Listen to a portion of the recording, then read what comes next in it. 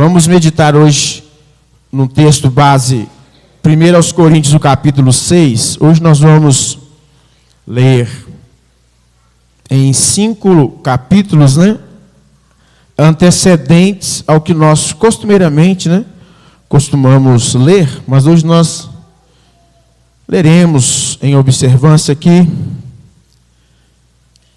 essa palavra do Senhor Jesus. Amém? Escrita pelo apóstolo Paulo, 1 de Coríntios, melhor dizendo, aos Coríntios, o capítulo é o de número 6.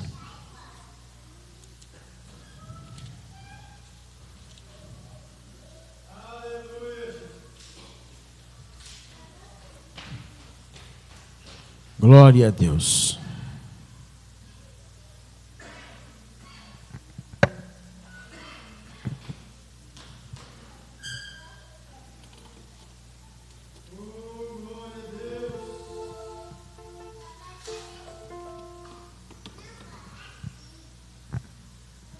Glória a Jesus.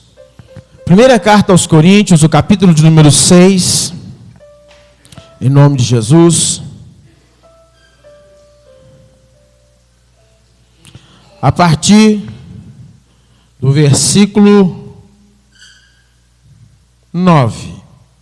Eu ia ler do 11, mas vamos ver 2 versículos antes para melhor compreensão. Amém? Em nome de Jesus. Antes de nós lermos, o irmão Hélio até comentou, mas vamos apresentar. Hoje, mais uma vez, o Arthur. Hoje eu te vi, viu, Arthur? O Arthur está aí conosco, primo do nosso irmão Anderson. É bom vê-lo aqui novamente. Também o irmão Hélio apresentou, mas a esposa dele, a irmã Rutileia, de vez em quando ela está aí com a gente, Em nome de Jesus. E também, ele falou da sogra, mas é minha mãe, É sogra dele, minha mãe, está ali também. Irmã Eunice, amém? Foi uma surpresa boa. Irmã Mariluz também, minha irmã Mariluz está ali. Bom recebê-las aqui hoje. Aí as filhas do irmão Hélio falou, a Sandra Camille, a Sara e a Sueli. A Sueli está procurando a Sara? Sueli? Você é esperta, hein? Amém? Aleluias. Glória a Deus. Deixa eu ver se mais. Amém. Que a Sara está lá atrás, é por isso, Amém. Antes de lermos, vamos dar as boas-vindas a todos os irmãos, em nome de Jesus. Sois bem-vindos em nome de Jesus. Voltem sempre, essa casa vos pertence. Amém? Fique à vontade. Vamos ler a palavra de Deus para a nossa meditação essa noite, no nome de Jesus. Diz assim: ou não sabeis que os injustos não herdarão o reino de Deus? Não vos enganeis, nem impuros, nem idólatras, nem adúlteros, nem efeminados, nem sodomitas, nem ladrões, nem avarentos, nem bêbados, nem maldizentes, nem roubadores herdarão o reino de Deus. Tais fostes alguns de vós, mas vós vos lavastes, mas fostes santificados, mas fostes justificados em o nome do Senhor Jesus Cristo e no Espírito do nosso Deus. Todas as coisas me são lícitas, mas nem todas convêm. Todas as coisas me são lícitas, mas eu não me deixarei dominar por nenhuma delas. Os alimentos são para o estômago e o estômago para os alimentos. Mas Deus destruirá tanto estes como aquele. Ou seja, tanto os alimentos quanto o estômago. Porém o corpo não é para a impureza, mas para o Senhor, e o Senhor para o corpo. Deus ressuscitou o Senhor e também nos ressuscitará a nós pelo seu poder. Não sabeis que os vossos corpos são membros de Cristo? E eu, porventura, tomaria os membros de Cristo e os faria membros de meretriz? Absolutamente não. Ou não sabeis que o homem que se une à prostituta forma um só corpo com ela? Porque, como se diz, serão os dois uma só carne. Mas aquele que se une ao Senhor é um espírito com ele. Fugir da impureza. Qualquer outro pecado que uma pessoa comete, que uma pessoa cometer, é fora do corpo. Mas aquele que pratica a imoralidade peca contra o próprio corpo. Acaso não sabeis que o vosso corpo é santuário do Espírito Santo, que está em vós, o qual tendes da parte de Deus, e que não sois de vós mesmos? Porque fostes comprados por preço. Agora, pois, glorificai a Deus no vosso corpo. Amém? Pode sentar no nome de Jesus. Glória a Deus.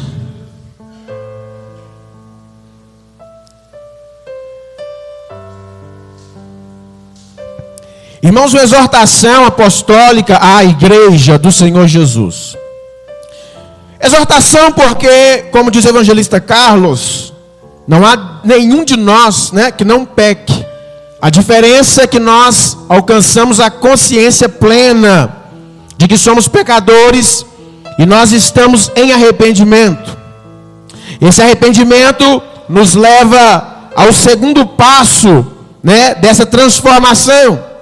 Ou seja, porque o arrependimento ele quer dizer a mudança do pensamento ou da mente, mas também quer dizer a mudança das atitudes.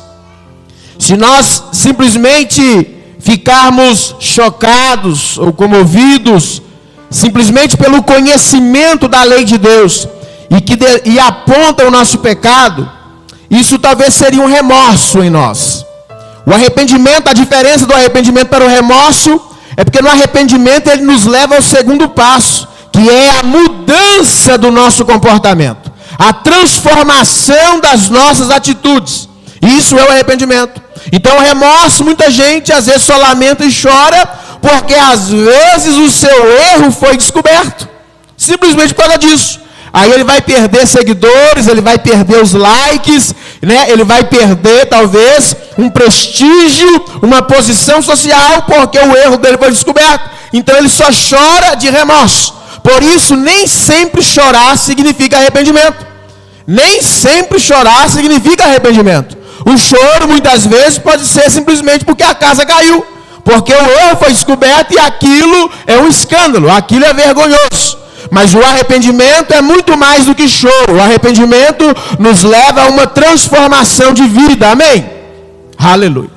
Precisamos entender isso, que quando nós ouvimos o chamado do Evangelho, exatamente ele nos confronta para o nosso homem caído. O homem destituído da glória de Deus.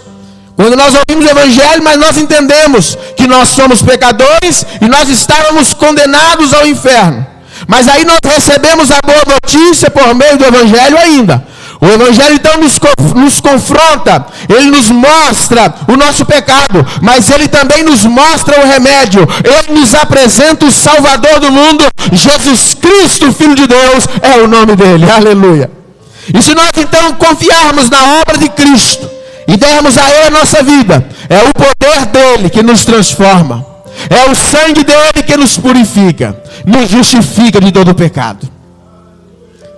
Nós temos agora a plena consciência de que fomos comprados por preço.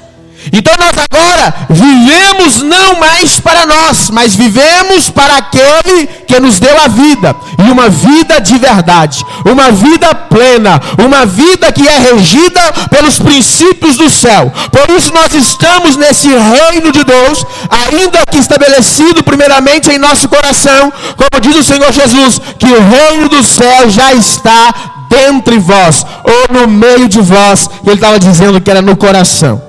Por isso, a confissão, a decisão, ela é sempre pessoal. Ela é pessoal. É cada um que tem que ter a sua plena convicção de que Jesus Cristo veio por nós, veio para cada um de nós. E o apóstolo Paulo, orientando aos irmãos da igreja da cidade de Corintos, exortando aos irmãos e relembrando: olha, vocês precisam retomar a consciência de que nenhum desses grupos, ou de pessoas que estão incididas nessas classes, herdarão o reino de Deus. E ele começa a enumerar algumas. E ele fala dos impuros, nem os impuros. E a impureza E aqui dentro desse contexto, o apóstolo Paulo vai trabalhar exatamente na perspectiva dos pecados sexuais. Mas se você for abranger, impureza pode significar muita coisa ruim. Mas vamos nos ater ao contexto, porque ele vai aplicar essa palavra da impureza relacionada aos pecados sexuais. Mas isso querendo nos trazer uma mensagem, uma exortação de Deus para o seu povo, concernente da maneira que nós nos relacionamos com Deus. Você precisa entender isso. Então ele começa a dizer que nem os impuros, nem os que praticam idolatrias, nem os que cometem adultérios, nem aqueles que se classificam nos grupos LGBTQIA+, e qualquer outro número ou letra que vai acrescentar. Está aqui, efeminados e sodomitas. Resume aqui LGBTQIA+, e tudo quanto é mais. Nem ladrões, nem avarentos, nem bêbados, só para ressaltar a memória daqueles que gostam de vez em quando beber com modéstia. Cuidado, porque para se viciar, começa-se de pequenas doses. Então está dizendo, nem os bêbados herdarão o reino dos céus. Hoje tem um grupo especial dentro de algumas igrejas, da igreja, né? Vamos dizer assim, que fala assim, não, beber não tem problema não. Até um da sua família morrer bêbado. Até um da sua família morrer na mão de um bêbado. Ou acidentado nas avenidas, nas estradas do Brasil. Não tem problema até que te atinja. Fisicamente falando, porque nós estamos lidando com uma lei espiritual e às vezes nós ignoramos as realidades deste reino espiritual. Muitas vezes nós só sentimos quando toca primeiro no nosso físico. Por isso que eu estou alertando nesse sentido. Diz mais, nem maldizentes. Aqueles que falam mal, né? Então aqueles que falam mal, cuidado também. Nem os roubadores. Roubadores também não herdarão o reino de Deus. Obviamente, o apóstolo Paulo tratou um pouco mais ampliando, depois ele cita em outras cartas, e coisas semelhantes a estas também não herdarão o reino de Deus.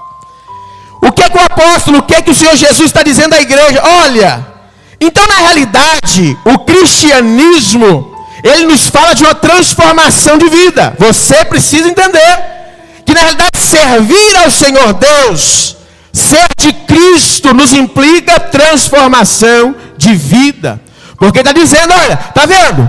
Nenhum desses que tem tais comportamentos vai herdar o reino de Deus. Então o cristianismo é transformação de vida. Não podemos estar viciados, dependentes, envolvidos em tais práticas. Ser cristão é ter vida transformada. E isso vai ser por meio do nosso testemunho. Ele acrescenta dizendo, olha, nós fomos alguns desses aí. Algum dia. O irmão Hélito, sempre quando ele põe, ele testemunha de um período de queda, de escorregão da sua vida. Mas todos nós andávamos errantes como ovelhas que não têm pastor. Até que veio o sumo pastor das ovelhas, o Senhor Jesus, para então nos resgatar deste mundo perdido. Todos nós. Então por isso que o apóstolo diz, olha, tais fostes alguns de vós. Ou seja, alguns que hoje estão na igreja, que são a igreja do Senhor Jesus, foram roubadores, outros foram sodomitas, outros foram adúlteros, outros foram impuros, e qualquer outra classe. Tais fostes, conjugação do verbo no passado, mas aí ele diz agora, mas então agora nós fomos lavados, nós agora fomos justificados, nós fomos santificados no nome do Senhor Jesus Cristo e do Espírito Santo do nosso Deus. Nós fomos, não somos mais, porque nele Ele nos fez novas criaturas, aleluia. Por que ele diz novas criaturas? Porque todos nós somos criaturas. O que vai distinguir exatamente dos que sobem, dos que ficam, é quando nós entendemos que somos filhos. Filhos, obviamente, porque nós precisamos aceitar a adoção dele. Porque nós somos criaturas. E se nós insistirmos no nosso pecado, continuaremos a ser criaturas. Por isso, quando nós aceitamos a Cristo, o sacrifício dele por nós, nós nos tornamos novas criaturas. Ou seja, é o novo nascimento. Agora está ressurgindo os filhos de Deus, gerados pela graça maravilhosa de Jesus Cristo, nosso Senhor. Então, esses filhos de Deus não praticam mais tais coisas. Nós fomos, alguns de nós fomos desse grupo aí, ou de algum desses grupos, ou mais de um grupo desse aí, mas agora não somos mais. Nós agora temos um Deus, nós agora temos um Senhor, nós agora temos o Espírito Santo sobre nossas vidas.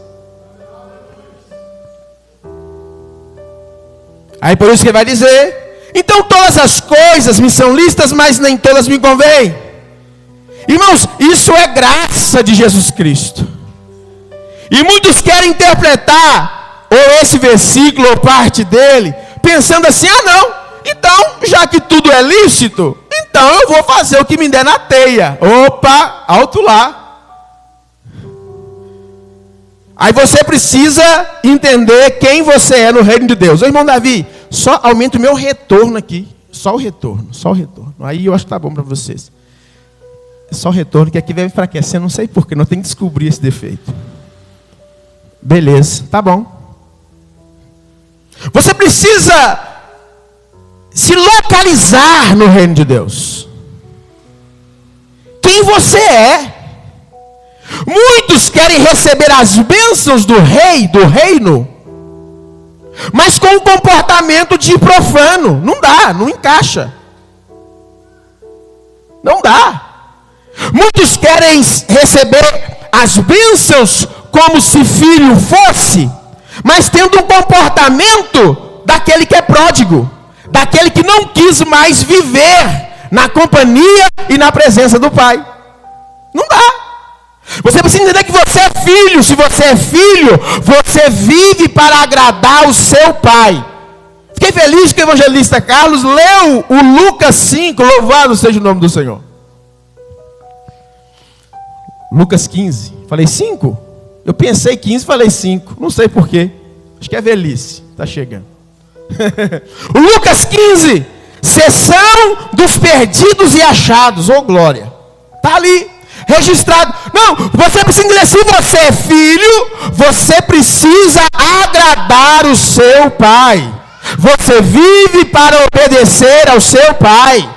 Você não vive simplesmente para cumprir o seu propósito. Tanto é que na parábola lá, um não quis mais saber e falou assim, me dá uma parte que me cabe aí que eu vou picar a mula.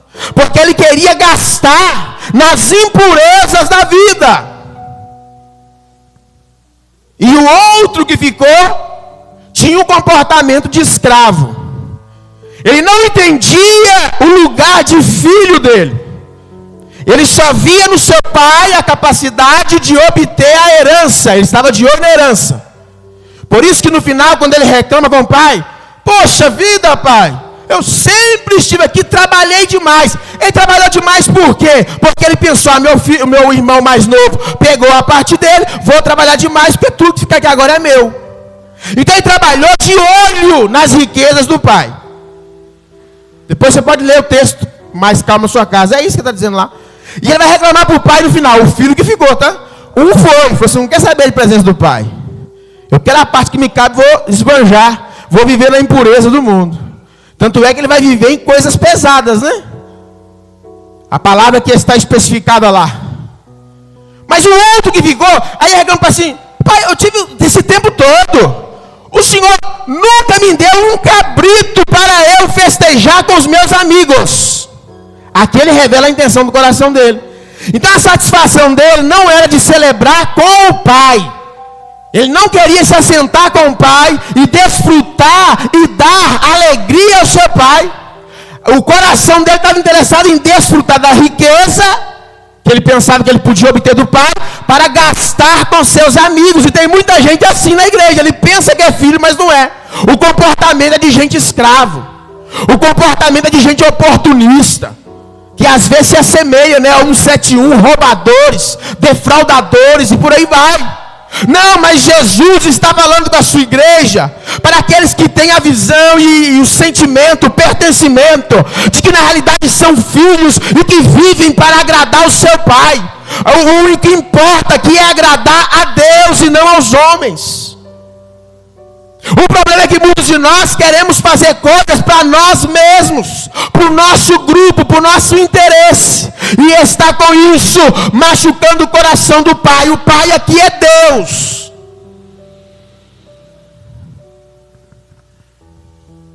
Aí muitos vêm pensar: não, então todas as coisas me são lícitas, eu vou fazer o que quiser. Se você é filho, você tem que entender: existe alguém acima de você com autoridade sobre a sua vida. E é esse alguém que cuida de você, e que cuidou de você desde que você nasceu, seja físico ou seja espiritualmente, tá? Você precisa entender as figuras aqui que são tratadas, porque são de elementos que nós conhecemos, baseado nas relações e tal, mas está falando de mensagem espiritual para nós. Aí muitos pensam: não, aqui, irmãos, o versículo 12, está nos falando da graça maravilhosa de Jesus. Ou seja, a graça não é licença para você pecar, mas a graça é a liberdade para você viver em santidade ao seu Pai. Aleluia, amém? Vou repetir mais uma vez, você frisar no seu coração: a graça não é licença para você pecar, mas a graça é a liberdade para você viver em santidade ao seu Pai. Amém? Então, tudo me é lícito. Por que vai dizendo? Porque nada dessas coisas tem o poder mais de te prender, de te dominar. Por isso que na parte B do versículo o apóstolo diz: todas as coisas me são lícitas, mas eu não me deixarei dominar por nenhuma delas. É por isso que é lícito. Sabe por quê?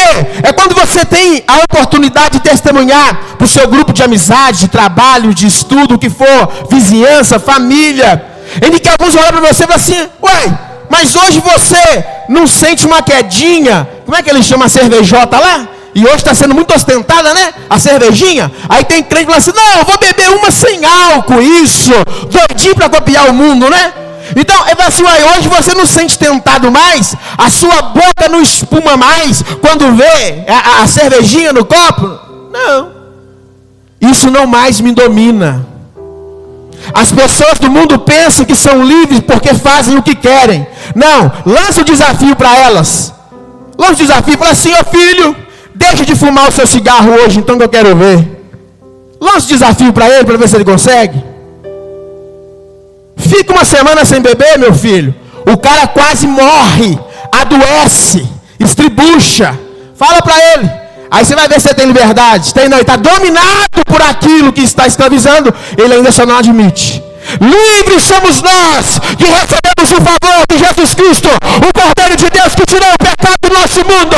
Ele nos colocou em liberdade, e nós então escolhemos a servi-lo em santidade, com o coração íntegro, sincero e verdadeiro. Louvado seja Deus.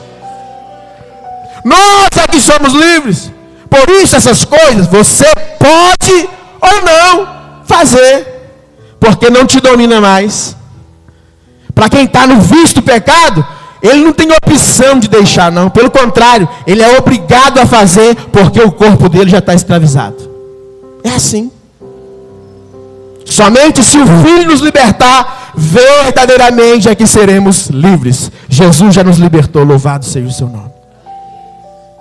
Quem vai dizer sobre os alimentos? Não, o alimento é para o estômago para o alimento, é um para o outro, não tem vínculo nenhum espiritual aí não, tudo vai ser consumido. Mas as nossas atitudes com o corpo, aí tem um peso. E ele começa a falar das impurezas, aplicando os pecados sexuais que as pessoas praticam.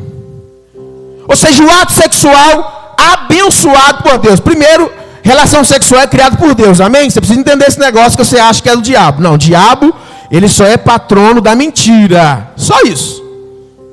Né? E toda a ramificação da mentira, que aí tem o engodo, o engano e por aí vai. Mas o diabo é só pai da mentira, tá? O sexo é criado por Deus, mas a bênção que Deus deu ao sexo foi aonde? Do ato em si, no casamento. Filho, quer ter vida de relação sexual? No casamento. O casamento é abençoado. Aí o casamento, ninguém é obrigado a casar. Jesus não obrigou ninguém. Ele falou assim, ó, é bom não ficar sozinho. Mas ele não está dizendo que é obrigado a casar. Ele falou assim, ó, é um conselho, não é bom ficar sozinho. Mas se você quiser ver sozinho, não tem problema. Você só não vai pecar. É isso que Deus diz, né? Mas depois a gente fala mais disso. Agora, passou disso, tudo quanto é ato sexual fora do casamento, pecado, é simples de resolver isso. Aí tem um monte de gente querendo criar um monte de coisa aí hoje, né? Argumentos, elementos, e ilustrações, e exemplos. Não, nada muda a palavra de Deus. Nada. Não vai ser nem eu, nem você, comedores de arroz e feijão, de vez em quando um churrasco, né? Que vai mudar, gente. Você precisa entender esse negócio. Não vai. E ele diz, porém o corpo, irmão, está falando negócio de corpo meu, corpo seu corpo, não é para impureza. O nosso corpo, está dizendo, é santuário, é morada do Espírito Santo. Você já conhece o texto. Por isso ele diz, você não sabe que os nossos corpos são membros de Cristo. Se são de Cristo, como pode se envolver em pecados? Não tem jeito. Se o corpo é de Cristo, então ele é santo, é sagrado, é para uso exclusivo do Senhor. Aleluia. Na última ceia nós ministramos acerca de membros que somos enquanto parte do corpo. Então aqui o apóstolo Paulo está ressuscitando isso aqui de novo. Olha, nós somos membros de Cristo. Eu não posso ser, ou sentir, ou entender que sou membro do corpo dele para viver em pecado. Não existe coerência nisso. Se eu sou de Cristo, o meu corpo também é santo. Aí muitos de nós às vezes vai pela fraqueza, como eu disse, quer ter um comportamento, quer receber as bênçãos, mas não quer se comportar como filho. Hoje é noite de você retomar a sua consciência com Deus, se arrepender se necessário for, porque sempre é necessário, né? E viver com Deus plenamente. Entender de que Ele já nos deu a graça de nos redimir. E Ele garantiu no final, né? Que então nós fomos comprados por preço. E esse preço foi altíssimo. Nós não fomos comprados nem com os maiores tesouros da terra. Embora sejam muito valiosos, muito cobiçados, tenham alto valor, e o valor dele nunca cai, só aumenta, né? Mas ele está dizendo, olha, não foi nem com ouro nem prata, mas nós somos comprados com o precioso sangue de Jesus Cristo, aleluia. Não há preço mais alto que esse. Então, glorificai a Deus no vosso corpo. Os nossos corpos não são para ser entregues à imoralidade, à sensualidade, sexualidade bestial, sexualidade inversa. Não. Os nossos corpos são para adorar o Senhor. Qual é o comportamento que você tem pelo seu corpo? Isso implica o seu andar, o seu falar, o seu pensar. Isso implica as relações que você tem no dia a dia, de amizade, porque tem gente que só escolhe porqueira para andar junto.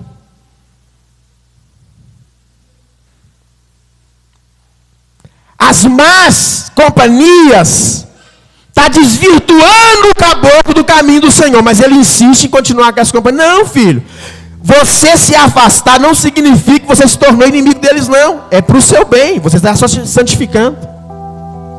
Você tem que entender essas questões. Você é de Deus. Você precisa caminhar com pessoas que vão multiplicar o reino de Deus aqui na terra. Então Deus está dizendo a nós um conselho: não se envolva na impureza.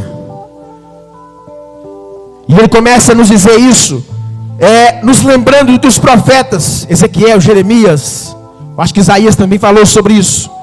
Deus usava da figura do que nós conhecemos como a prostituição ou o adultério, os pecados sexuais, conhecidos, né? Porque nós sabemos, para dizer que Israel estava assim com Deus, ou seja, traindo Deus. Indo após outros deuses é o mesmo que um pecado sexual que trai a aliança do cônjuge, que traz grave consequência. É disso que Deus está falando. E muitas vezes nós não cuidamos daquilo que nós vemos e entendemos. Como cuidaremos das coisas espirituais? Deus está nos chamando exatamente. Você precisa entender, olha, quando Ele diz assim: nós entregaremos os nossos corpos para uma meretriz ou para uma prostituta? Não, porque senão eu me torno impuro, eu faço um impuro com ela. Serão os dois uma só carne, ou seja, é algo que agora é único. Ele está dizendo, mas se você entregar o seu corpo ao Senhor, então você faz um espírito só com Ele. Ou seja, você será uma unidade com Ele. Mas se nós trairmos os mandamentos dele aqui, como nós seremos um com Ele? Então não seremos. Pare de se enganar. Viva uma vida pautada pelos mandamentos do Senhor Jesus. É o que Ele está querendo de nós. Fugir da impureza não é uma opção. Isso aqui é ordem, é mandamento. Se você quer caminhar com Cristo, guiado pelo Espírito Santo, você precisa fugir da impureza. Não pode dar ocasião à queda da carne. Não pode viver em santidade. Na realidade é o caminho da santidade, irmãos. É o caminho dos céus, não tem outro não. O nosso corpo é santuário de Deus. O apóstolo diz ainda, 3 capítulos anteriores, no capítulo 3:16, não sabeis que sois santuário de Deus e que o Espírito de Deus habita em vós? Se nós somos morada do Espírito, então temos que andar como Ele quer que nós andemos, fazer o que Ele quer que nós fazemos. Fique de pé no teu lugar, eu quero orar com você e por você. Oraremos juntos e uns pelos outros. Você precisa entender que a sua vida é para glorificar a Deus. Glorificar a Deus é ser agradável ao Pai. Você precisa valorizar a presença dEle contigo e a sua presença com Ele. Até o irmão Hélio diz, no louvor, e valoriza a cada momento que ele está diante de Deus em oração, em louvores com a igreja, porque ele sabe o que é comer o pão que o diabo amassou. Depois, com mais detalhes, ele vai compartilhando, que alguns irmãos não conhecem ainda, e outros tantos que Deus fez obras magníficas, maravilhosas no nosso meio. É assim. É esse Deus de amor que nos resgatou com um braço forte, por meio do varão Jesus Cristo, aleluia. Então viva, irmãos, uma vida de santidade ao Senhor. Não vamos praticar nenhum desses males. Nós temos que nos transformar dessas coisas. Ou seja, isso não nos pertence mais. A nossa vida é de Deus, está escondida em Deus. Por isso o apóstolo diz na segunda carta aos Coríntios 7: tendo, pois, ó amados, tais promessas, purifiquemo-nos de toda a impureza, tanto da carne quanto do Espírito. Está vendo? Você precisa entender o que é material para você fazer a aplicação também no espiritual. Tanto da carne quanto do Espírito. Aperfeiçoando a nossa santidade no temor de Deus. Feche teus olhos. Pai, graças te damos. Recaia sobre nós o teu espírito de temor. Ó Deus querido, não possamos mais ser como éramos. Nós fomos já comprados por alto preço. Nós somos propriedade exclusiva do Senhor. Nós precisamos entender que somos os teus filhos e como filhos devemos andar como o Senhor quer. Agradar ao Senhor é o que nos importa. É buscar a tua vontade, Senhor. Isso é prioridade para nós. Ajude-nos a viver e a vencer as adversidades que o mundo tem nos imposto. Ó Deus, mas Cristo nos garantiu a presença permanente, aleluia, até a consumação dos séculos. Ele nunca abandonou a sua igreja, Ele permanece conosco. Louvado seja o nome do Senhor. Por isso, diante do Senhor, pela tua graça maravilhosa, queremos nós nos render a ti, dizendo: Pai, perdoa-nos se pecamos. Ó Deus, purifica-nos mais uma vez pelo teu precioso sangue, porque ele sim nos purifica de todo o pecado. Que possamos juntos como igreja participar solenemente, ó Deus, dos elementos preparados, o corpo e o sangue de Cristo, ó Deus, para a nossa comunhão, ó Deus, e para estarmos sim à mesa com o Senhor, ó Deus, e desejosos para que de fato Ele breve venha nos buscar, quando Ele então participará conosco mais uma vez no reino do seu Pai. Aleluia. Ó Deus, assim recubra-nos com a tua graça e com o teu amor, em nome de Jesus. Todos digam graças a Deus. Diga amém, Jesus. Quem não irá participar da ceia do Senhor, assente-se no seu lugar. Você que vai participar, desloque-se para a lateral dos assentos, para melhor os irmãos servir a cada um de vocês. Hoje temos os nossos queridos irmãos que estão em outras denominações, mas é o corpo de Cristo, é a igreja do Senhor, e é uma bênção nós participarmos juntos, amém? Aleluia. Glória a Deus. As criancinhas se assentem ao meio ali. Isso, as crianças ficam sentadas. Quem irá participar, desloque-se para que nós participemos.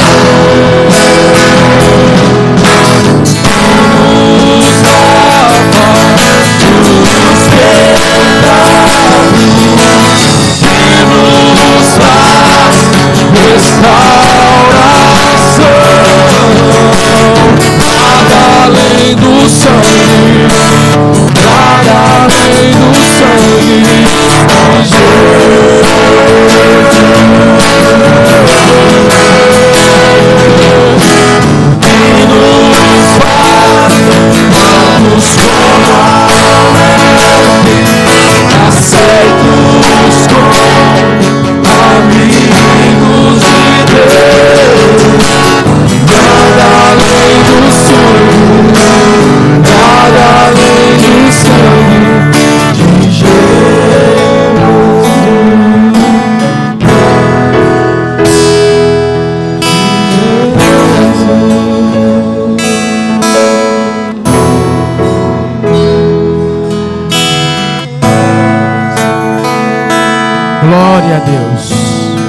Aleluia, aleluia.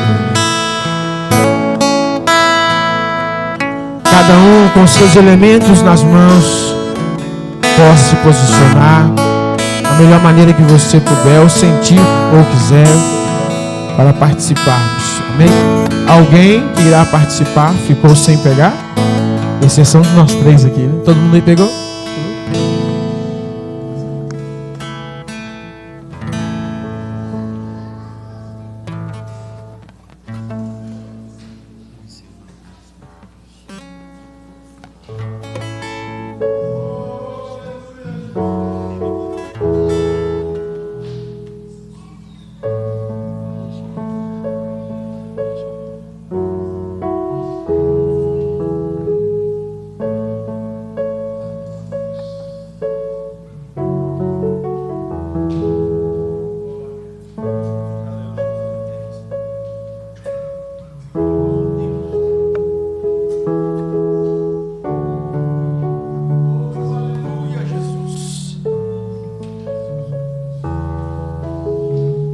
Glória a Deus.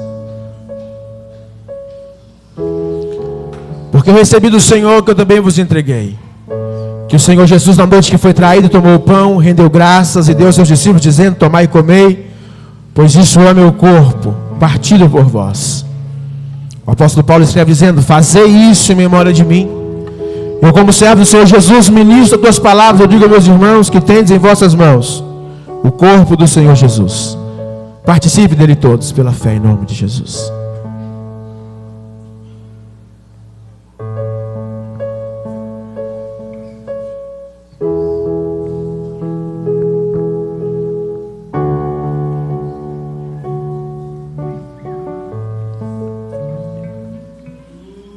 Aleluia, aleluia. E do mesmo modo, depois de cearem, Jesus tomou o cálice, rendeu graças e deu aos seus discípulos, dizendo: tomai e bebei, pois isto é o meu sangue derramado por muitos para a remissão de pecados. Fazei isso em memória de mim, diz o apóstolo Paulo. Eu, como servo do Senhor, ministro as tuas palavras, eu digo a meus irmãos que tendes em vossas mãos o sangue do Senhor Jesus. 1 de João, capítulo 1, versículo 7, nos diz: e se nós andarmos na luz como Ele na luz está, mantemos comunhão uns com os outros, e o sangue de Jesus, o seu Filho, nos purifica de todo o pecado. Bebam dele todos pela fé em nome de Jesus.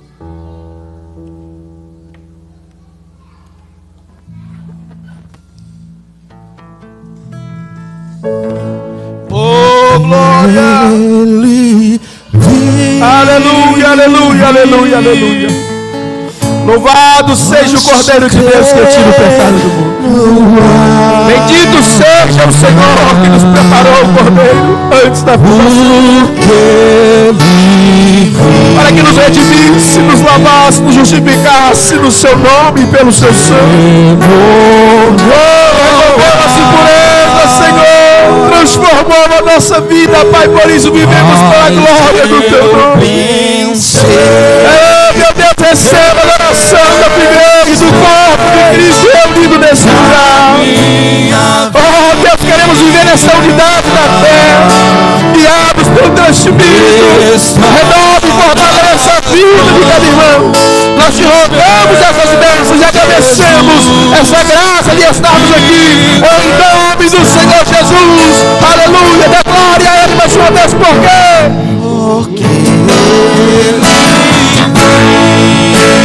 Adore ao Senhor, aleluia, com vida que Ele te deu. Aleluia. Oh, glória.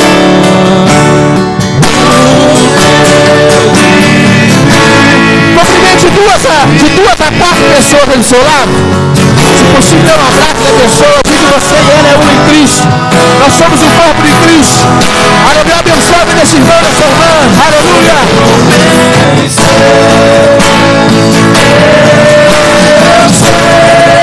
Deixa eu abençoar. Oh, glória. Está nas mãos do Deus.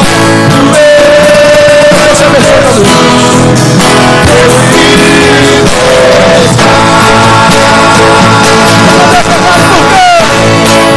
Porque Ele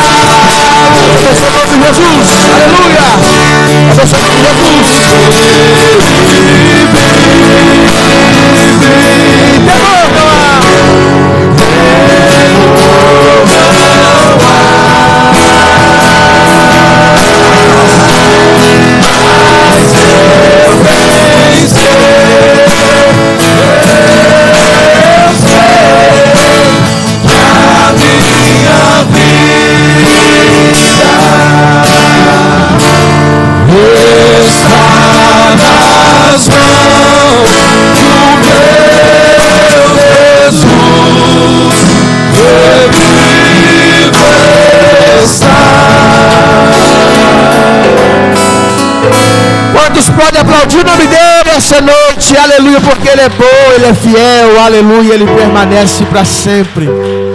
Louvado seja o nome do Senhor. Glória a Deus. Irmãos,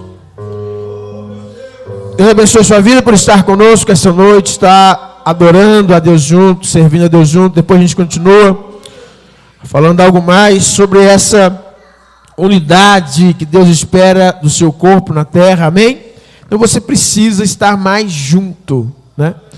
Os que são guiados pelo Espírito, então eles estão juntos, não pode querer fracionar, dividir, deixar o piano só para o outro carregar. Isso chega até a ser covarde, isso, né? Então nós vamos falar mais disso, em nome de Jesus.